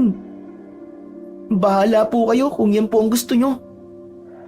Bumalik kami sa labahan para ituloy ang mga natitirang damit. Habang nagpupuno ng tubig sa washing machine si Dion, bigla siyang lumapit sa tambak ng mga labahin. Napakunot ang kanyang noo habang tinitignan ang isang piraso ng damit na nasa tuktok. Nay, bakit nahaluan ng dekolor na damit itong mga puti? Hindi ba't inayos ko na po ito kahapon at pinag-iwaiwalay ko na po ang mga puti at dekolor? Eh baka bago lang yan. Sa bagay, tama po kayo, Nay, baka bago nga. Pinagmasdan ko ang anak ko. Nakatitig pa din siya sa damit na yon hanggang sa hindi na siya nakatiis. Lumapit siya dito at marahan niyang dinampot. Nagtataka ang kanyang muka at nakita kong nanulis ang kanyang mga labi. Bakit yun, anak? Nay, tignan niyo po tong jersey, oh. Kamukha nun sa akin. Uniform po namin sa basketball to, Nay, nung sumali po ako ng liga. Aba, oo nga, no? Kamukha nga. Hindi lang po kamukha, Nay. Jersey po to ni Sunny Boy, eh. Tignan niyo po ang likod. Nandito po ang apelido niya. De Gracia. Ano? Paano naman yan magiging kay Sunny Boy, anak? Ang layo ng bahay natin dito. Imposibleng mapunta rito ang damit ng kalaro mo. Baka naman, kapangalan lang o baka nagkataon lang na De Gracia ang apelido. Yun na nga po yung pinagtataka ko, Nay, eh. Bakit nandito to? Iba na talaga ang pakiramdam ko sa bahay na to, Nay. May kakaiba talaga nangyayari. At sigurado ako na hindi yun mabuti. Nay, umalis na tayo dito ngayon na. Sige na po, please. Pero anak, pangatlong araw pa lang natin dito. Aalis na kagad tayo. Saka, wala namang masamang nangyayari sa atin dito eh. Hihintayin pa po ba natin, Nay, na may masamang mangyari sa atin? Nay, baka magsisi po tayo kapag huli na. Hindi naman siguro, anak. Sayang naman yung mga benefits at offer na magaganda para sa atin dito. Malaki ang sahod dito, anak. Sa kagalante ang boss natin. Makakaipon tayo kagad. At higit sa lahat, makakapag-aral ka. Nay, walang sayang. Kaligtasan po natin ang dapat nating unahin. Kahit gaano kalaki ang pera, hindi mabibili niya ng buhay natin, Nay. Umalis na po tayo rito. Mag-working student po ako. Kukuha po ako ng scholarship. Igagapang ko po ang pag-aaral ko, Nay. Basta't makaalis lang po tayo sa lugar na to. Pero anak, paano tayo aalis? Magpapaalam ba tayo sa Donya? Baka hindi tayo payagan, lalo na marami tayong hindi natatapos na labada. Magagalit sa atin yun. Hindi tayo magpapaalam, na itatakas po tayo. Kapag nagpaalam po tayo, baka hindi na po tayo makalabas ng buhay sa gate na yan. Mamaya kukuha po tayo ng tiyempo. Kapag oras na ng hapunan nila at lahat ay nasa loob na ng mansyon, dahan-dahan po tayong lalabas ng quarters. Eh paano, anak? Kung di tayo makalabas? Makakalabas po tayo, Nay. Suot ko po ang kwintas si tatay. Ano ka mo? Suot mo ang kwintas ng tatay mo. Hindi ba't sinabi ko sa'yo na itago mo lang yan? Hindi ko sinabing isuot mo yan. Bakit ba ang tigas-tigas sa ulo mo? Nay, makinig naman po kayo sa akin, oh. Kagabi pa po ito umiinit, eh. Para bang may gusto pong sabihin sa akin. At kanina nung nakita ko po yung jersey ni Sunny Boy, lalo po itong uminit. Poprotektahan po tayo nito, Nay. Katulad po ng pagprotekta sa atin ni tatay noon. Napahinto ako sa sinabi sa akin ni Dion. Nakita ko ang determinasyon sa kanyang mga mata. Ang galit ay napalitan ng pangamba. Hinawakan ko ang kanyang kwintas at ramdam ko nga ang init na nanggagaling mula doon. Sige, anak. Naniniwala na ako sa'yo. Kung yan ang nararamdaman mo at yan ang sabi ng proteksyon ng tatay mo, hindi na ako makikipagtalo pa. Tama ka. Mas mahalaga ang buhay natin kaysa sa anumang kikitain dito. Salamat, Nay. Akala ko po, pipilitin niyo pa rin po na manatili tayo rito, eh. Huwag kayong mag-alala. Hindi tayo pababayaan ng mutya. Sige, anak. Kung ganun, ay tapusin na lang natin itong labahan natin na to. Para hindi tayo paghinalaan ng Donya. Mamaya, kukuha tayo ng tiyempo at aalis na tayo rito. Aalis? Sinong aalis? Parang tumigil ang mundo nang marinig ko ang boses ni Doña Esmeralda. Dahan-dahan kaming lumingon ni Dion at doon sa may pintuan ng labahan, nakatayo ang Donya. Nakapamewang siya at matalim ang mga titig sa amin. Wala na ang mapagkunwaring ngiti niya nung isang araw. Naniningkit ang kanyang mga mata sa galit at pagdududa. Naku, Donya, ang ibig po namin sabihin ni Dion, aalisin na po namin itong mga mantsa. Sabi ko po sa anak ko, Kailangan maalis lahat ng dumi rito para malinis. Yun po ang pinag-uusapan namin kanina. Di ba, Dion? Opo. Opo, Donya. Huwag niyo na akong pinagloloko. Malinaw ang pandinig ko. Plano niyong lumayas nang walang paalam, hindi ba? Hindi po, nagbibiruan lang po kami ng nanay ko. Hindi po kami aalis. Manahimik ka. Makinig kayong dalawa. Sa bansyong ito, may kaayusan tayong sinusunod. Kung balak niyo talagang umalis, magpaalam kayo ng maayos. Hindi yung lalayas kayo na para bang mga magdanakaw. Dahil kung gagawin niyo yan, hindi ko kayo mapapatawad. Ang ayoko sa lahat ay yung tinatarantado ko sa sarili kong bakuran. Pasensya na po kayo, Donya. Hindi naman po namin balak gumawa ng gulo. Dapat lang. Dahil alam niyo ba, kung ano ang nangyayari sa mga taong umaalis dito na walang paalam? Yung mga bastos at walang utang na loob? Ano po? Ano po nangyayari sa kanila? Simple lang. Nagiging hapunan na namin sila. Ano po? Ano pong hapunan? Hindi ko sasagutin ang tanong mo. Basta't sinasabi ko, pag-isipan ninyong mabuti ang bawat gagawin ninyo. Naging mabait ako sa inyo. Binigyan ko kayo ng pagkain at nangako ko na pag-aaralin ko ang anak mo sa isang magandang eskwelahan. Kaya huwag niyo kong subukan traidorin. Dahil hindi niyo magugustuhan ang gagawin ko sa inyo. Ituloy niyo na ang labada. At isa pa, manahimik kayo. Sundin niyo lang ako at walang mangyayaring masama sa inyo. Opo, susundin po namin kayo, Doña Esmeralda. Pasensya na po, hindi na po mauulit. Umalis na ang Donya. Naiwan kaming dalawa ng anak ko sa laundry area. Doon biglang nanghina ang tuhod ko. Nanginginig ako sa takot, pero si Dion, nakita kong nagpupuyos sa galit. Nay, nakita niyo na? Narinig niyo ba yung sinabi niya? Ginawa niyang hapunan yung mga nagiging tauhan nila. Tama yung chismis. Tama, Nay. Yun ang nangyari sa mga tao na di na nakakabalik sa kanilang mga bahay. Paano na tayo?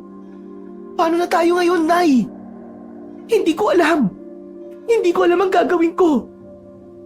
Akala ko kasi chismis lang yun eh. Kasalanan mo, Nay eh. Kasalanan mo. Ngayon pinagbantaan na nila tayo. Bakit ba kasi hindi ka nakinig sa akin eh? Sabi ko wag na tayong pumunta rito sa San Cristobal eh. O ito ngayon. Bilanggo na tayo dito, Nay. Sorry anak, sorry. Hindi ko ginustong mangyari to.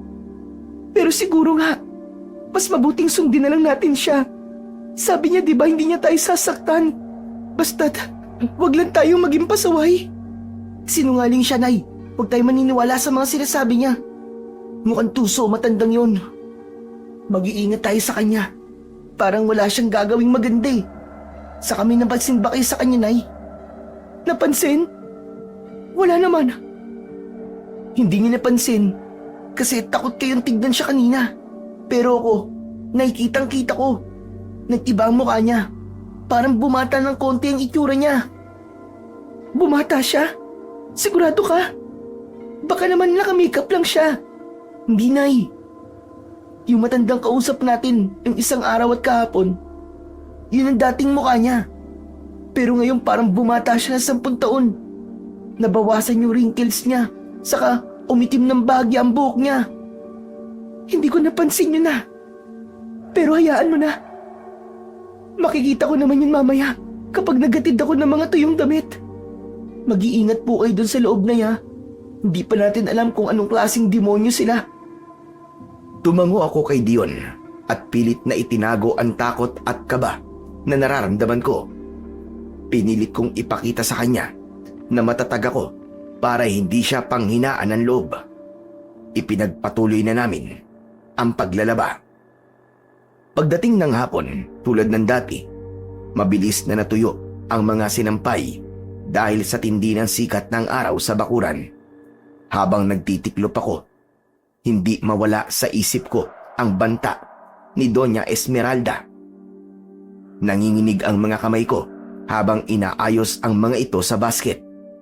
Tapos ay pinagtulungan na namin ito ni Dion na dalhin sa labas ng mansyon. Nay, siguraduhin niyo po lalabas po kayo kagad ah. Maghihintay po ako sa inyo dito. Tumango lang ako at huminga ng malalim. Kumatok ako sa mansyon at agad naman akong pinagbuksan ng donya. Agad niya akong pinapasok sa loob at nagbilin na ilapag na lamang ang mga labahin sa loob ng silid at kagad na lumabas. Sumang-ayon na lang ako sa kanya. Tapos ay pumasok na ako sa loob. Tulad ng dati, sinalubong ako ng pamilyar na amoy. Amoy malansa na parabang pinagtatakpan lang sa amoy ng insenso. Dumiretso na ako sa ikalawang palapag doon sa silid ni Don Lucio. Gaya ng dati, medyo madilim ang pasilyo. Tapos nakadagdag pa sa takot yung malalaking portrait sa dingding. Pagbukas ko ng pinto, nakita ko agad ang malaking cabinet na salamin. Nakita ko yung mga damit na nilabhan ko at maayos na yung nakadisplay doon. Nakahanger sila na parabang ayos ng mga ibinibentang damit sa mall. Maayos ka talaga maglaba, Marga. Don Lucio, Bakit parang takot na takot ka? Nanginginig ang katawan mo ah. Hindi naman ako nangangagat ah. hindi naman po ako natatakot, Don Lucio. Medyo pagod lang po. Sige po, aalis na po ako. Sandali lang. Huwag ka munang umalis. May sasabihin pa ako sa'yo. Ano po yun, Don Lucio? Mukhang galit na galit sa inyo ang Donya. Nagpunta siya dito at panay ang mura niya. Anong ginawa mo, Marga? Wala naman po. Huwag ka na magsinungaling. Alam ko na kung ano nangyari. Nagsumbong na sa akin kanina ang asawa ko. Mag-iingat ka. Ang asawa ko, dati ang katipunera at walang takot na pumatay kung kinakailangan. Maniwala ka sa akin. Dating katipuneran, Donya. Pero mukhang bata pa siya. Bata? Mukha lang siyang bata. Pero ang totoo, mas matanda pa siya sa mansyong ito. Ang ganda niya ay hiram lang. Galing yun sa bawat patak ng dugo na kinukuha niya sa mga taong hinahanting niya gabi-gabi. Nakita mo ba yung mga portrait sa hallway? Opo. Sa lahat yun. Ba't ibang mukha? Sa iba't ibang panahon. Ha? Paano po nangyari yun? Nagparitok siya? Hindi pa uso ang retoke nung araw. Saka hindi niya na kailangan ng siyensya. Tuwing sasapit ang huling gabi sa isang dekada, kailangan na niya magpalit ng balat. Parang ahas. Pero sa kanya, kailangan niyang ubusin ang buhay ng isang taong kasing edad ng gusto niyang anyo. At yung mga nilalaban ninyo, mga damit yan ng mga naging biktima niya. Mas nagiging agresibo siya sa paghunting ng mga papatayin at kakainin niya kapag malapit na ang gabi ng pagpapalit niya ng balat. Isang dekada? Ibig niyo po ba sabihin, bawat 10 taon ay may namamatay para lang mapalitan ang itsura niya? Oo, pero hindi lang siya pumapatay dahil gutom siya. Pumapatay siya kasi yun ang kailangan niya para mabuhay ng maayos. Ang nakikita mo ngayon sa kabinet ay mga damit ng mga biktima niya sa loob ng 10 taon lamang. Ano ka mo? Ang pagpapalit ng anyo niya ay hindi madali. Kailangan niyang ihanda ang katawan niya. Yung dugo ng mga biktima, yun ang iniinom niya. Yun ang nagpapanatili sa kanya na maging mukhang tao sa paningin niyo. Pero sa dilim, kapag wala na ang hiram na balat, mas nakakatakot pa siya sa kamatayan. Ginagawa niya ito dahil takot siyang mabulok habang naghihintay sa kamatayan niya. Bakit mo sinabi sa akin ang lahat ng ito? Hindi ba dapat pinoprotektahan mo ang sikreto ng asawa mo? Hindi ko siya mahal. Dati lang akong security guard dito sa mansyon. Bata pa ako nun. Matikas at puro ng pangarap. Sabi niya, nagustuhan niya ako. At dahil sa katangahan ko at sa pagmamadali na yumaman, sabi ko sa sarili ko, papatusin ko na. Kasi 4M naman siya. Isang matandang mayaman na madaling mamatay. Mas matanda pa nga yan nung una ko siyang makita. Akala ko magiging hagdan ko siya paangat sa buhay ko. Ano? Hindi ako makapaniwala. Maniwala ka sa akin. 2 dekada na. Magmula nang napunta ko dito. 2 beses na din siyang nakapagpalit ng anyo o katauhan. Nung una, siya si Lorena. At ngayon, siya si Esmeralda. Nakakatawang isipin na pinatulang ko siya dahil sa pera. Pero tignan mo ako ngayon. Malapit nang mabulok sa wheelchair na to. Pero hindi pa rin namamatay ang babaeng yan. Isang bitag ang mansyong ito, Marga. Isang malaking kulungan. Diyos ko, paano kami ng anak ko? Hindi pwede na makulong kami dito. Wala na kayong magagawa, Marga. Ngayon narito na kayo sa loob ng bakod. Para na rin kayong pumasok sa kabaon na nakabukas. Kung gusto niyo pa mabuhay ng matagal-tagal, 2 lang ang pagpipilian niyo. Ang pagsilbihan siya ng buong katapatan habang buhay o umalis, pero kamatayan ang sasalubong sa inyo sa labas. Hindi. Hindi po namin kaya yun. May mga pangarap pa ang anak ko. Hindi kami pwedeng mabulok dito. Pangarap? Kawawa naman ang anak mo. Pero paano yun? Mamamatay lang din kayo kung hindi kayo magiging masunurin sa donya. Kung ako sa inyo, magpakabait na lang kayo rito kaysa naman sa mapahamak. Tignan mo si Dion, sariwa ang dugo niya, malakas ang katawan niya. Yan ang paboritong ihain ni Esmeralda. At makinig ka sa aking maigi. Mukhang teenager ang target niyang pagbabalat kayo para sa susunod na dekada ng buhay niya. Diyos ko, ano ba itong nagawa ko? Kung ako sa'yo, huwag mo na siyang galitin. Ituloy niyong tungkulin dito bilang mga tagalaba. Pero kung gusto mo ng katibayan sa lahat ng mga sinasabi ko, pumasok ka sa silid niya sa unang pinto malapit sa hagdan. Makikita mo dun na totoo ang mga sinasabi ko. Mabilis akong lumabas ng silid ni Don Lucio. Wala na akong planong magtagal pa sa loob ng mansyon dahil baka kung ano ang isipin ng donya. Lalo na't hindi ako mapalagay sa anak ko na naghihintay sa akin sa labas. Pero bago pa ako makarating sa puno ng hagdan, bigla kong napahinto sa tapat ng unang pinto. May narinig akong isang mahinang iyak. Lumapit ako dito at doon ko naamoy yung masangsang at malansang amoy. Doon ko napagtanto na galing sa silid na yon ang naaamoy ko na lansa. Nakaawang ng bahagya ang pintuan. Dahil sa matinding kuryosidad, dahan-dahan kong itinulak ang pintuan. Pagsilip ko sa loob, muntik na akong mapatili. Hindi yung kwarto, kundi isang katayan. Sa gitna ay may malaking banyera na puno ng malapot at nabubulok na dugo. Pero ang mas nakakapangilabot ay ang mga nakasabit sa dingding, mga balat ng muka ng tao na maingat na binalatan ng dahan-dahan gamit ang kuko o isang matalim na bagay tulad ng kutsilyo. Tuyot na ang iba, pero ang ilan ay parang sariwa pa. Nang igala ko ang paningin ko, nakita ko ang bangkay ni Sunny Boy na nakahiga sa isang stainless na higaan. Ganito yung nakikita kong higaan ng mga iniimbalsamo. Tapos ay nakita ko yung isang batang babae na pinakilala niyang apo niya. Nakayuko ito at umiiyak sa isang sulok.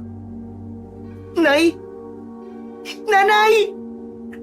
Napatalon ako sa gulat nang marinig ko ang boses ni Dion sa ibaba. Agad akong bumaba ng hagdan.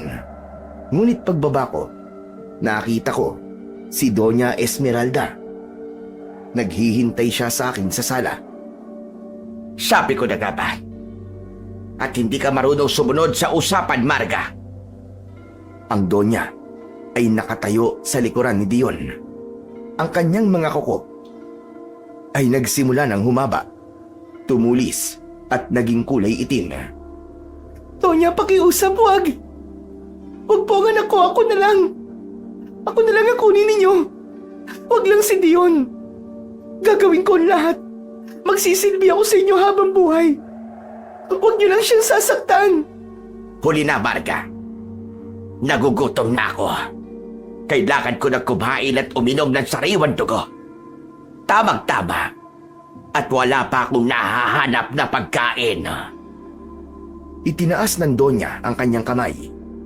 Mabilis niyang iwinasiwas ito para sana laslasin ang leeg ni Dion. Napapikit ako sa takot. Ayokong makita ang pagdanak ng dugo ng kaisa-isa kong anak. Subalit, may narinig akong sumigaw at tila din may sumabog na bultahe ng kuryente. Ano to? Sino ka? Paano mong nagawa yun? Pagdilat ko, nakita ko siya na tumalsik sa kabilang dulo ng sala. Bumangga siya sa isang antigong platera at nagkadurug-durug.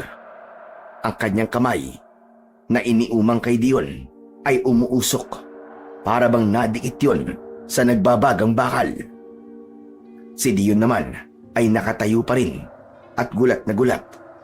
Sa gitna ng kanyang dibdib, nagliliwanag ng matindi ang suot niyang kwintas na may mutya. Ang suot niyang t-shirt ay bahagyang nasunog sa pwesto ng kwintas dahil sa tindi ng enerhiyang inilalabas nito. Nay! Ang kwintas po ni tatay! Uminit bigla! Para bang may umagulpos na kuryente sa katawan ko! Ang galing! Siguro, Nay, dahil po to sa mutya! Mutya! Meron kang mutya! Oo, meron! At namana ko to sa tatay kong isang magaling at matapang na albularyo! Albularyo! Kaya pala iba ang amoy ng dugong nananalitay sa'yo. Isang lapastakan. Akala mo ba ay sapat na ang munting batong yan para talunin ang isang katulad ko? Sige, subukan mo! Subukan mo lumapit pa! Hindi ako natatakot sa'yo. Bakit? Dahil maraming naituro sa akin ng tatay ko bago siya namatay. Oo, bata lang ako. Pero kayang-kaya kita. Anak ako ng isang matapang na albularyo. Matapang, ha? Pero sayang, yung ganyang tapang pa naman ang kailangan ko. Yan sana ang gusto kong kupkupin at alagaan. Yung may dugong magiting. Pero mayabang ka. At gusto mo kong kalabanin. Sige. Magtutuos tayo. Pangit! Halimaw! Anong sabi mo? Pangalawang araw pa lang namin dito. Alam ko na ang lahat. May nakapagsabi na sa akin ng tungkol sa'yo. Kaya pinaghandaan kita. Kaya kahit sabi ng nanay ko na itago ko ang mutya ni tatay, hindi ko ginawa yon. Dahil alam ko nang halimaw ka, hayop ka! Sino nagsabi sa'yo? May traitor sa bahay ko? Sabihin mo, sino? Hindi mo na kailangan malaman. Ang mahalaga, hindi kami ang magiging susunod na koleksyon mo. Anak, saan mo ba nakuha yung mga pinagsasabi mo na yan? Tama na. Huwag mo na siyang galitin lalo. Hindi, Nay. Bakit ako titigil? Kaya ko po siya, promise. Maniwala kayo sa akin. Kaya mo ko? Sigurado ka ba? Paano kung sabihin ko sa'yo, kaya kong gamitin ang anyo mo at ang daday mo? Gagawin ko siyang pataba sa lupa. Subukan mo. Ang dami mong daldal. Tiyo, anak, mag-iingat ka. Huwag kang padalos-dalos. Ayos lang po, Nay. Huwag po kayong mag-alala sa akin.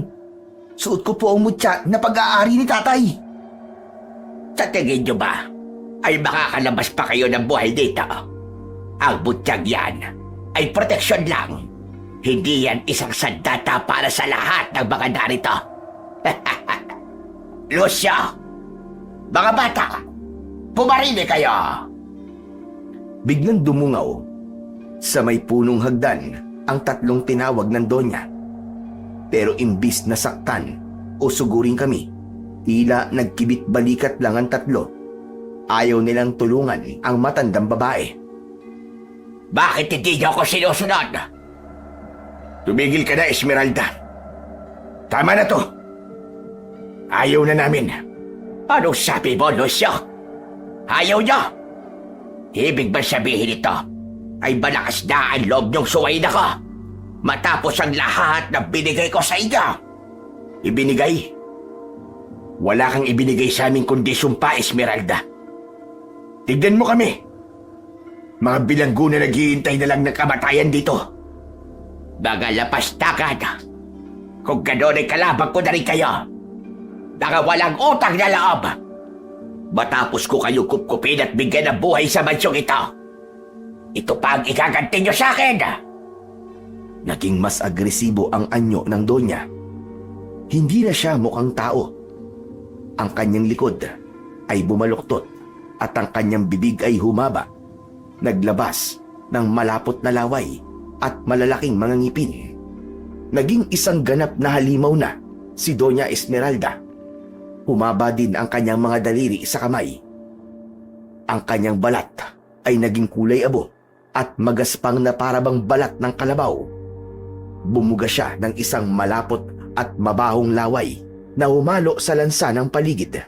Ang kanyang mga mata ay nag-aapoy na sa tindi ng galit. Kung gano'n, sabay-sabay kayong mamamatay. Wala akong ititira sa inyo. Sa isang iglap, mabilis siyang gumapang sa dingding. Tila isang dambuhalang butiki. Patungo siya sa kinaroroonan ng mga bata at ni Don Lucio sa itaas ng hagdan. Dion, pagkakataon na natin to para tumakas. Hindi pwede, Nay. Kailangan ko silang tulungan. Lalapitan na sana ni Dion ang Donya, pero bigla siyang natigilan nang makitang dahan-dahang nagbago ng anyo si Don Lucio at ang dalawang bata. Sigaw ako ng sigaw dahil hindi lamang pala ang Donya ang aswang sa loob ng mansyon, kundi isang pamilya sila ng mga aswang.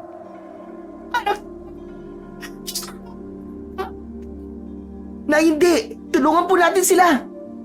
Yung mga bata, Nay! Sila nagsabi sa akin ng lahat. Baka kung anong gawin ng Donya sa kanila. Ano ba sinasabi mo, anak? O kumaba ko? Ibaw silang lahat, kaya tara na! Nay, nakita niyo po ba ang mata ni Don Lucio? At yung mga bata, hindi sila masaya sa ginagawa ng Donya. Ginagamit lang sila, Nay. Pinilit silang ganyan. Kung iiwan natin sila rito, habang buhay silang magiging alipin ng demonyo na yan, Nay. Ano? Wala tayong taban. Isang labandero lang ako at ikaw. Bata ka pa. Ano magagawa natin sa lakas ng isang aswang? Tayong sandata, anak. Hindi po ako nag-iisa, Nay. Nararamdaman ko po ang init ni tatay sa dibdib ko. Iniwan niya to para protektahan tayo at puksain ng mga masasamang tulad ni Esmeralda. Kung tatakas tayo ngayon, sino nang tatapos sa kasamaan, Nay? Maghahanap lang siya ng bago niyang bibiktimahin. Diyon, anak. Nay, magtiwala po kayo sa akin. Kaya ko po ito. Pagkasabi ko nun, ay bahagyang lumapit si Dion sa hagdan at doon ay lumabas ang isang nakakasilaw na liwanag sa mutya. Tila gumagawa ito ng isang hindi nakikitang pader para sa pagitan ng halimaw at sa mga taong nasa itaas ng hagdan. Hindi tuloy nakalapit ng gusto ang Donyang halimaw sa tatlo. Maya-maya pa ay mabilis na inablot ni Dion ang itim na bato mula sa kanyang bulsa. Sa gitna ng nagbabadyang panganib, itinaas niya ang mutya at buong tapang na itinuon nito sa direksyon ng Donya. Biglang nagkaroon ng isang malakas na pagsabog ng nakakasilaw na liwanag na nagmula sa kaloob-looban ng mutya ng linta. Napilitang magtakip ng muka ang Donya. na napaatras at napahiyaw pa sa hapdi. Kasabay ng pagtama ng liwanag, ang kanyang magandang balat na kinuha sa masamang paraan ay nasira. Hayop kang bata ka! Anong ginawa mo sa balat ko? Itigil mo yan! Sa tindi ng galit, pilit na nilabanan ng donya ang liwanag ng mutya. Kahit umuusok ang balat at tila nagbibitak-bitak na para bang natuyong lupa. Mabilis siyang sumugod pababa ng hagdan. Humanda ka sa akin! Lapastangan na! Mabilis na iwinasiwas ng donya ang kanyang mahahabang kuko. Isang malakas na hampas ang pinakawalan niya na tumama sa di nakikitang depensa ni Dion. Biglang napaluhod si Dion dahil sa malakas na puwersang yon. Nay, hawakan niyo po ang balikat ko! Tulungan niyo po ako! Agad akong lumapit at humawak ng maigpit sa anak ko. Ramdam ko ang panginginig ng kanyang katawan. Pero ang init na nanggagaling sa mutya ay dumadaloy din sa akin. Para kaming naging isa sa laban na ito. Sa ngalan ng Diyos at sa ngalan ng tatay kong magiting na albularyo, mutya ng linta, higupin mo ang buhay na hiram lang! Sa hudyat na yon ni Dion, ang mutya ay hindi na lang basta nagliliwanag. Mula sa itim na bato, may lumabas na mga tila galamay na anino. Mga anino ng libu-libong linta ang mabilis na gumagapang patungo sa katawan ng donya. Hindi! Hindi maaari ito! Ang dugo ko! Ang dugo ko! Nagsimulang sumigaw ang donya nang maramdaman niyang ang kapangyarihan ng mutya ay hindi lang siya sinusunog, kundi binabawi ang lahat ng dugong ininom niya sa loob ng halos 100 taon. Ang kanyang magandang muka ay unti-unting nalalanta. Lumulundo ang balat at ang kanyang katawan ay mabilis na nangulubot. Tulong! Tulungan niyo ako, Lucia! Tulungan niyo ako! Hindi kita tutulungan, hayop ka. Panahon na para magbayad tayo sa ating mga kasalanan. Katapusan mo na! Doña Esmeralda! Biglang itinago ni Dion ang mutya nang makita niyang hindi na lumalaban ang donya. Ang dambuhalang halimaw kanina ay naging isang matandang nanginginig habang nakasalampak sa sahig. Dion! Napatitig ako sa donya. Nagbabago na ang anyo niya. Tunay nga ang sabi sa akin ni Don Lucio na lahat ng mga larawang nasa pasilyo sa itaas at si Doña Esmeralda ay iisa. Ngunit mas lalong nanlaki ang mga mata ko nang makita yung huling muka. Ito yung babae sa larawang itinatago ko. Ikaw? Baka walang iya kayo. Hindi nyo dapat ginawa sa akin ito. Galit na galit ang donya at nanggigigil ng gusto hanggang halos naging butot balat na siya. Hindi ko ginusto. Noong panahon ng mga Hapon, ang aking mga kasama sa kinusan, hindi nila matanggap na natalo kami. Pinalunok nila ako ng isang itim na bato para lumakas kami, para makalaban kami sa mga dayuhan. Ginawa nila akong aswang para maging sandata. Pero nang matapos ang gyera, naiwan akong ganito. Gutom sa dugo, takot sa kamatayan, at kailangan magpalit ng balat at anyo para lang hindi mabulok ng buhay. Hindi tama ang ginawa mo. Hindi ka dapat pumatay ng mga inosenteng tao. Patawad. Pero sige na. Tapusin mo na ako, Bat. Pagod na rin ako. Ayoko na. Nasusunog na ang kaluluwa ko sa impyerno. Muling inilabas ni Dion ang kanyang anting-anting o mutya at dahan-dahan itong itinaas. Muling kinain ng mga itim na anino ng linta ang katawan ng Donya at sa huling malalim na buntong hininga, ang katawan niya ay tila naging isang tuyong kahoy. Salamat. Salamat sa inyo. At makakapagpahinga na rin ako. O Diyos ko, patawarin mo ko sa lahat ng nagawa ko. Pagkatapos niyang sabihin yun, bigla na lang siyang nagliyab at unti-unting nilamon ng apoy. Lucio! Kapag hindi pa kumakalat ang apoy, sumama ka sa amin! Pinakiusapan ko sila habang ang apoy na tumutupok sa Donya ay mabilis na kumapit sa kahoy ng hagdan. Pero imbis na bumaba at tumakbo ang mga bata at si Lucio, nanatili lang silang nakatayo sa itaas. Umiling ang lalaki na may tipid na ngiti sa kanyang mga labi. Mas pipiliin naming matupok ng apoy na ito kaysa mabuhay bilang halimaw. Ayaw namin maging katulad ni Esmeralda na kailangang may mamatay para mabuhay. Tapos na ang sumpa. Lumabas na kayo bago pa kayo lamunin ng apoy na ito. Sige na, umalis na kayo. Sa huling pagkakataon, nakita ko ang dalawang bata na kumaway sa amin bago sila tuluyang binalot ng makapal na usok. Mabigat man ang loob, hinila ko na si Dion patungo sa pintuan. Paglabas namin sa bakuran, naroroon pa rin yung dambuhalang itim na aso, nakaharang sa gate at umaangin. Ngunit nang ilabas ni Dion ang mutya, napayuko ito at dahan-dahang natuyo din tulad ni Doña Esmeralda hanggang sa ito ay tuluyang naging abo. Tumakbo kaming dalawa hanggang sa makarating kami sa kalsada. Paglingon namin, ang mansyon ng mga Sandoval ay nilalamon na ng apoy. Naglakad kami ng naglakad palayo sa baryo na yon hanggang sa may naawa sa amin at pinasakay kami ng tricycle niya at binigyan kami ng pamasahe para sa jeep. Nakauwi kami ng ligtas. Bagamat hindi namin nadala ang mga gamit namin, mahalaga ay buhay kami.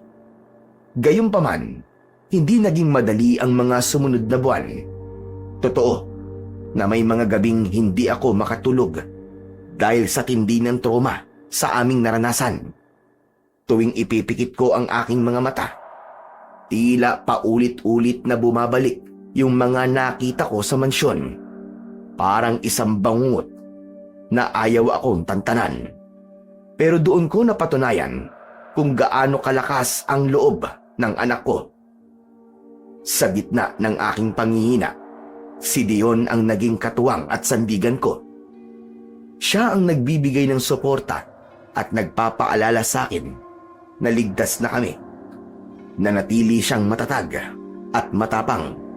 Katulad talaga siya ng kanyang ama na isang magiting at mahusay na albularyo na hindi basta-basta natitinag ng anumang takot.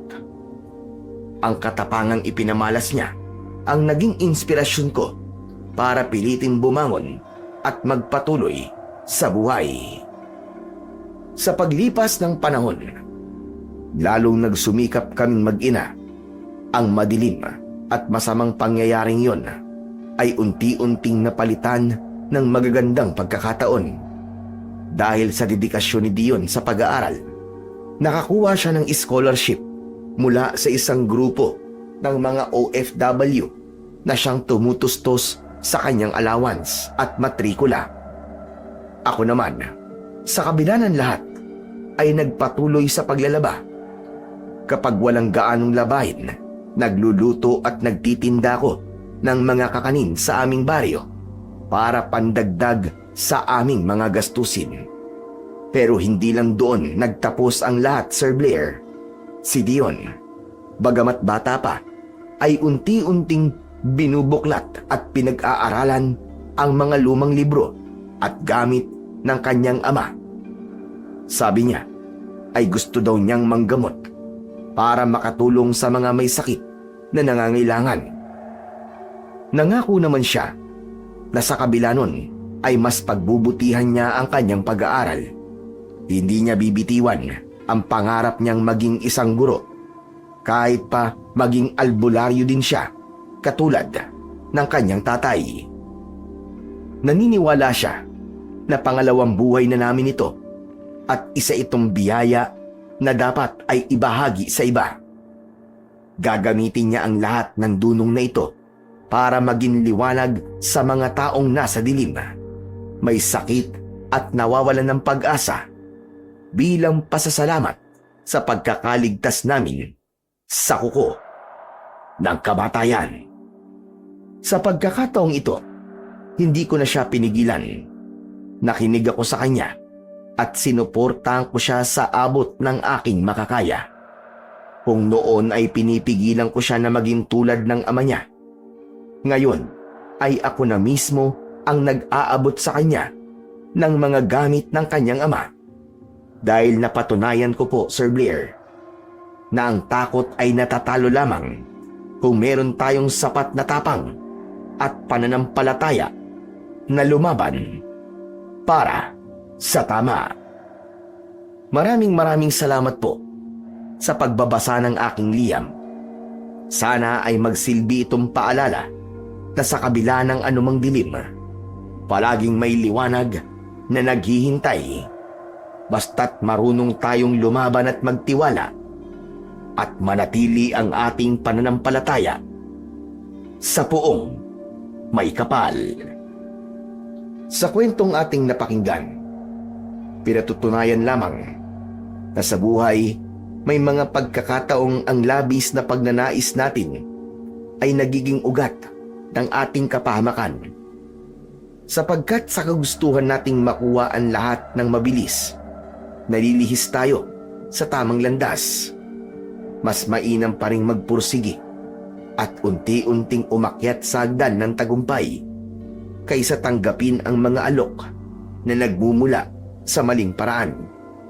Mga pangakong magmumukhang mabuti, ngunit sa huli maghahatid lamang sa atin sa kapahamakan. Tulad na lamang ng nasusulat sa Biblia, sapagkat ano ang mapapala ng tao kung makamtan man niya ang buong sanlibutan, ngunit mapahamak naman ang kanyang kaluluwa. Yan ang sinabi sa Marcos 8:36. Kaya't sa bawat takbang natin, piliin nating maging matuwid at mapanuri at huwag padadala sa kinang ng mga bagay na panandalian lamang. Sa huli, manatili tayong matatag sa ating pananampalataya. Huwag tayong bibitaw, bagkus ay magtiwala sa plano ng Diyos para sa atin. Sa tamang panahon, ibibigay niya ang nararapat, sapagkat ang Diyos ay hindi nagpapabaya. Tulad nga ng sabi, God will always provide. At sa kanyang pag-aaruga, hinding-hindi tayo mawawalan ng gabay at tulong sa oras ng ating pangangailangan. Maraming salamat po sa walang sawang pakikinig at pagsuporta sa aking mga YouTube channel na The Voice Addict at mga kwento ni Apong Isaac. Huwag din po nating kalimutang mag-subscribe at i-hit ang notification bell para sa mas marami pang makapigil hininga na kwentong aswang at katatakutan mula sa mundo ng kababalaghan. Hanggang sa muli po, at pagpalain kayong lahat ng ating Diyos na siyang pinakamakapangyarihan sa lahat.